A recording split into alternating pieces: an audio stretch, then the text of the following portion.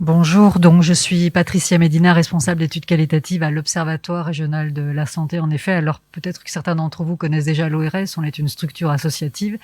Il y a un ORS par région en France et nous avons pour mission de réaliser des études en santé publique, à l'échelle territoriale, régionale et infrarégionale.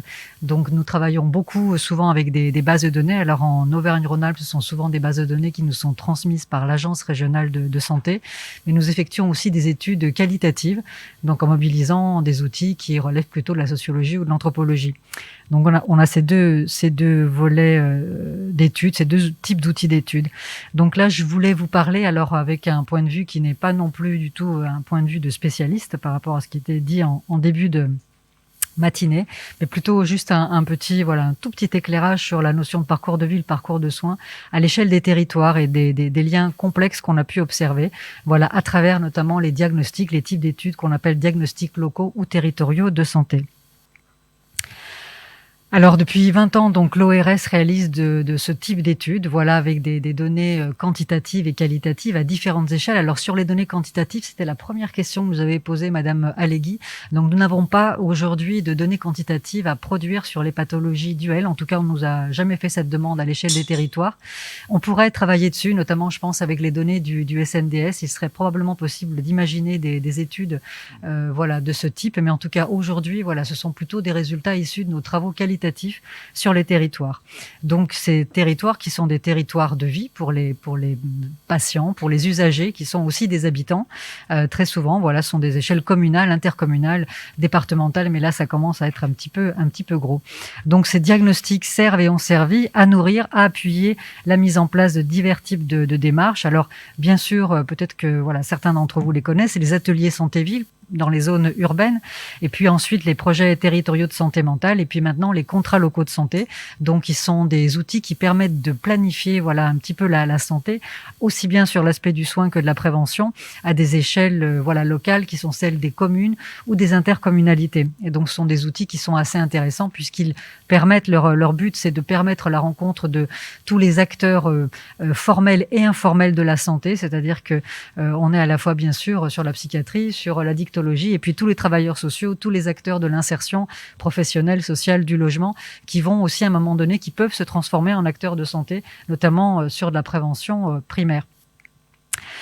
Donc dans ces diagnostics et dans ces études, la question du dialogue entre addictologie et psychiatrie a souvent été effleurée. Alors c'est en fonction des personnes que l'on rencontre, que l'on interviewe, qui sont à la fois des professionnels, mais aussi souvent des habitants, parfois eux-mêmes usagers.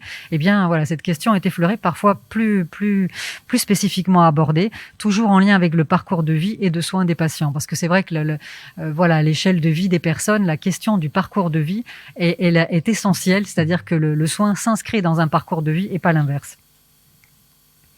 Au cours du temps, ce dialogue semble, alors du point de vue de notre petite lorgnette, semble avoir fortement évolué. Au début des années 2000, on avait le sentiment que ce dialogue, en tout cas à l'échelle des territoires, à cette petite échelle, était plutôt difficile, voire parfois inexistant.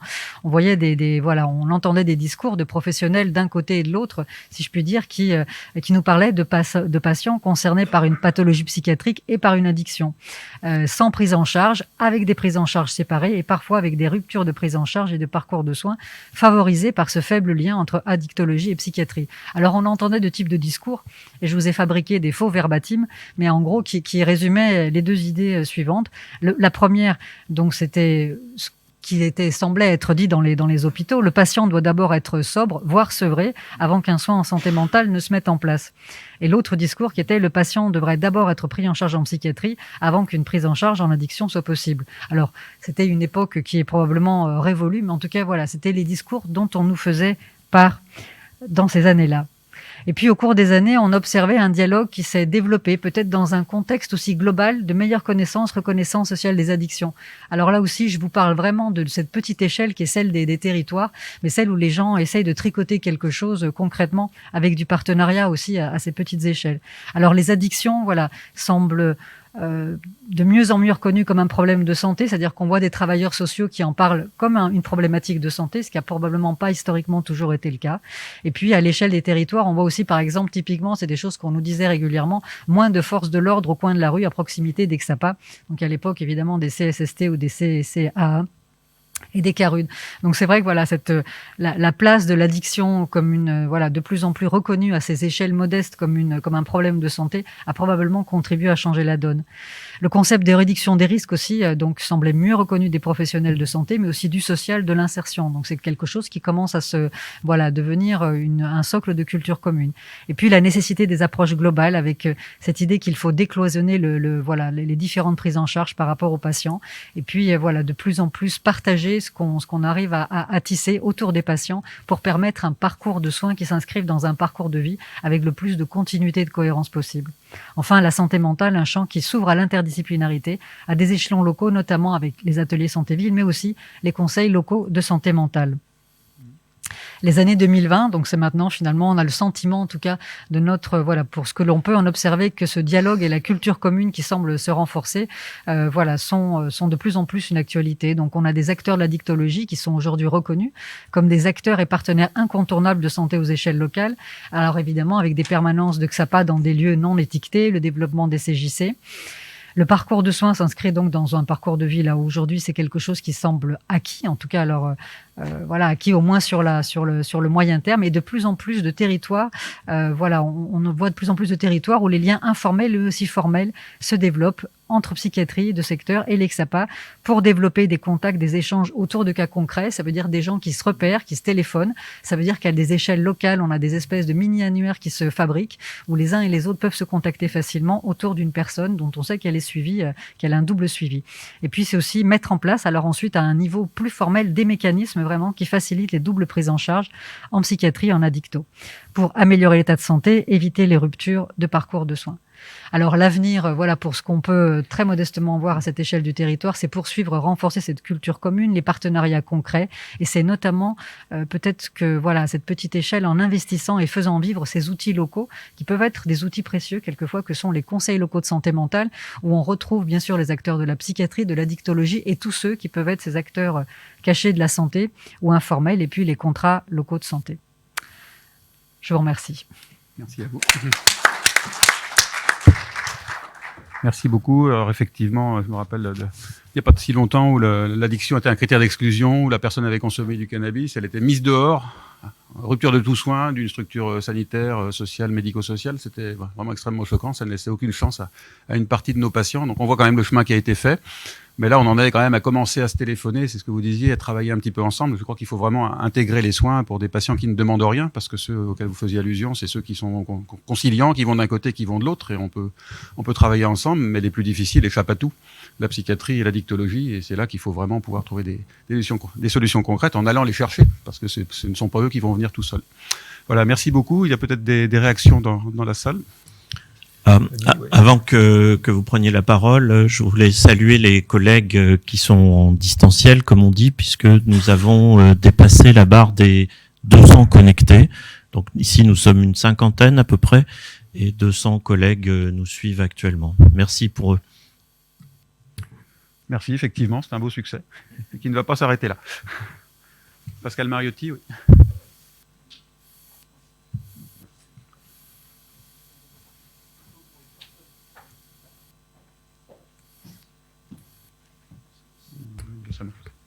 C'est juste une remarque ou une interrogation pour connaître pas bien, mais un peu quand même plutôt les contrats locaux de santé, plus que la question des conseils locaux de santé mentale.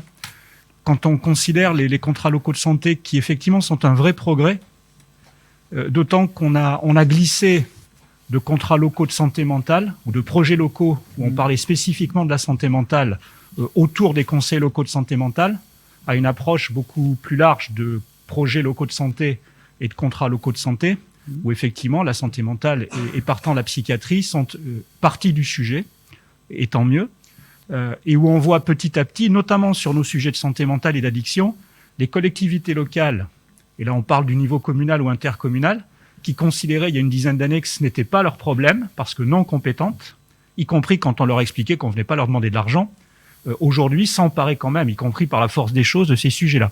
Alors tel n'est pas mon propos. Il me semble en revanche que dans les contrats locaux de santé, et nous concernant, il y a des formes de biais que je soumets à votre appréciation, parce que je les vois un peu répétitifs. En quelque sorte, il y a 4 à 5 exercices imposés, et parmi ces exercices imposés, il y a la question, on va dire, des adolescents et des jeunes adultes, et en particulier des facteurs de risque qui sont les leurs en santé mentale. Et puis par ailleurs, effectivement, il y a la question des addictions. Les deux, étant très logiquement, on connaît ce phénomène relié. Et il me semble qu'un des biais, c'est qu'on ne considère le sujet des addictions et des publics à risque qu'à travers les jeunes, et qu'on ne considère jamais, ou très peu, les autres publics.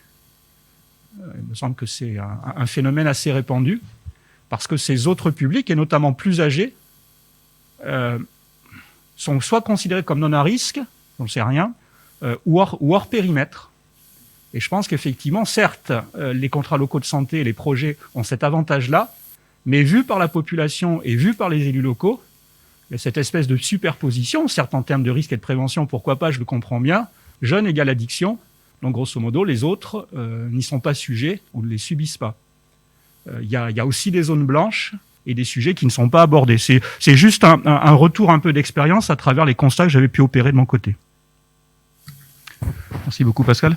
Professeur Roland.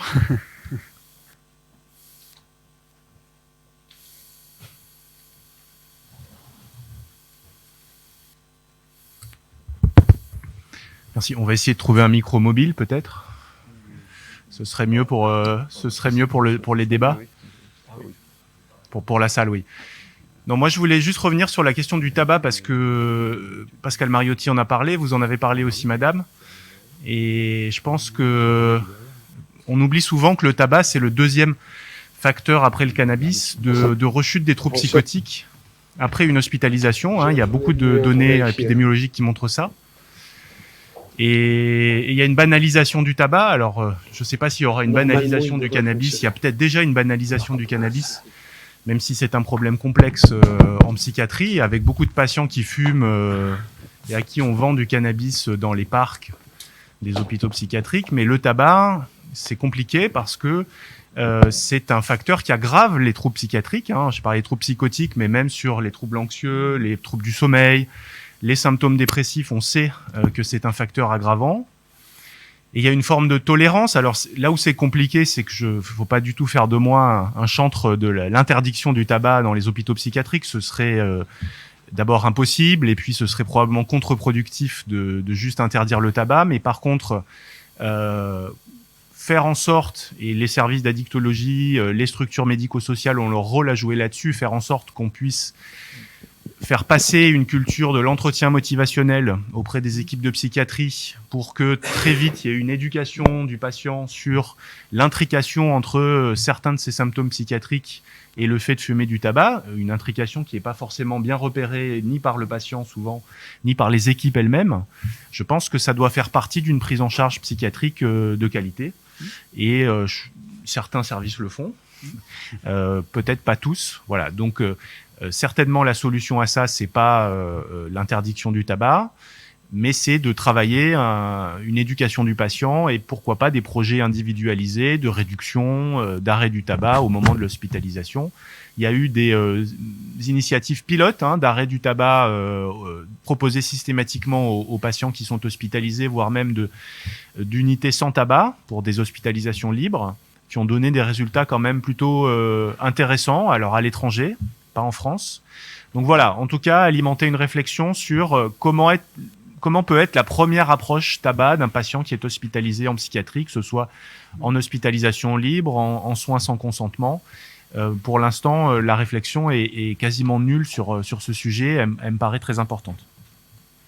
Merci Benjamin. Avec des enjeux de formation, effectivement, tu parlais des approches motivationnelles, donc ça veut dire une large formation des professionnels, médecins ou paramédicaux.